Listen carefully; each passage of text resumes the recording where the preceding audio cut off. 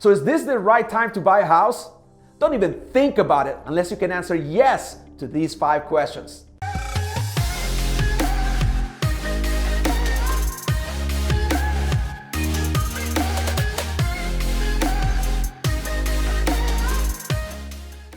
Hey everybody, welcome to my channel. I am your host, Leo Landaverde, commercial lender and real estate investor, helping you increase your wealth. Even though the real estate market is acting a bit crazy right now, this is as good a time as ever to invest in real estate. Why? Because there's nothing better than real estate to increase your wealth. So if you're interested in learning how to purchase real estate right and potentially cash flow right away, even if you live in it, then subscribe to my channel and don't forget to hit the bell and you'll be notified every Thursday when a new video comes out. I just did a video last week that I think you should watch, and it's called What I Think the Real Estate Market is Headed in the Next 5 Years. Here's the link to it. I think you should watch it because it's gonna give you the background information you need to watch today's video. So, with that said, here are the 5 questions you need to say yes to if you're even thinking about purchasing real estate right now in today's market. Number 1, do you have a pre-qualification letter from a bona fide mortgage lender? If so, for how much? Does it tell you how much property you can afford? That is based on multiple factors, including your capacity to pay, your down payment, your FICO score, and the lender is going to figure out what is it you can qualify.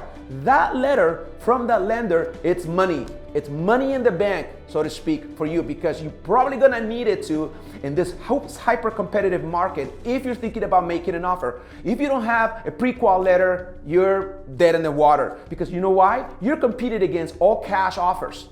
So if you want to be the strongest buyer you can be, you need to have a pre-qual letter. Now, just to give you some perspective as to what lenders are evaluating when they're evaluating you, is they're looking at first and foremost your credit history. Now, the lower your FICO, the higher the cash requirements and the higher the potential down payment. To give you in context, if your FICO is 500 or less, what could be a 3.5% down on an FHA loan will now be a 10% down, which is going to require more cash out of pocket, right? You have to have at least 620 in your credit score or your FICO if you have a shot at a conventional loan. If your FICO is at least 580, you may be able to qualify for a 3.5% money down. Now, I'm gonna be honest with you. In today's hyper-competitive market, if a seller is looking at 2 offers and one has a conventional pre-qual letter and the other one has an FHA, the seller may opt for the conventional offer. And this is why. Because conventional lenders have less requirements than an FHA lender. An FHA lender will have a lot of contingencies that can really upset a seller. Right now, sellers are just looking for, quick escrows, quick turnaround, etc. So keep that in mind. Number 1 is, do you have a pre-qual letter? If you answer yes to that. Number 2, are you prepared to buy and hold? Now, traditionally speaking, a lot of us, when we started, when I bought my first home like 20 years ago, I was with the idea that it was going to be a starter home, that it could be a smaller home, like a 3-bedroom, 2-bath, or even a 2-bedroom, 1-bath, because I knew that at some point, 3 to 5 years later, I was going to upgrade to a bigger home as my family was growing. You don't have that luxury right now because it's such a hyper-competitive market. Whatever property you're in the market, you should be looking ahead and thinking, can I live in this property for the next 7 to 10 years? Now, if you don't have a family, you have to factor that in. Am I gonna have children, right? Am I gonna have 1, 2, 3 children? What's gonna happen in the next 7 to 10 years? Are you gonna have some of your in-laws moving in? There's stuff that you're not even thinking about that it needs to come into the planning. So think ahead, how much square footage do you need for the next 7 to 10 years, and are you prepared to buy and hold? Now, if you answer yes to that, let's go to the next question. Number 3, do you have enough money for down payment? It goes without saying, you need cash to play, especially in today's market. Not only do you need enough money for a down payment, you need to have enough money for closing costs. Now, let me give you some examples on closing costs, right? Closing costs for a buyer, if you're buying, it's going to be anywhere from 2 to 3%. So say you're looking at a $500,000 home in your market, right? Each percentage point would be $5,000. So either $10,000 to $15,000 in closing costs, that's on your side. The seller still has to pay some closing costs, but your part is about 2 to 3%. So now you have the down payment, which could be anywhere from 0 to 10%. right? Depending on whether you're getting an USDA loan or a VA loan with 0% down, or you're getting an FHA with 3.5% down, or you're getting a conventional loan with at least 5% down. And any of those things, you may need money for a down payment plus closing costs. Now, in today's market, here's the crazy thing. A lot of buyers that are coming into the table, they are basically waiving all contingencies. So you may actually get into a fixer-upper just because if you buy it next year, that fixer-upper may be $30,000, $40,000 higher. So factor that in, enough money for the down payment, enough money for closing costs, plus potential repairs. But this is what it takes. Are you prepared to do that? So if you answer yes to that, then I go to question number 4.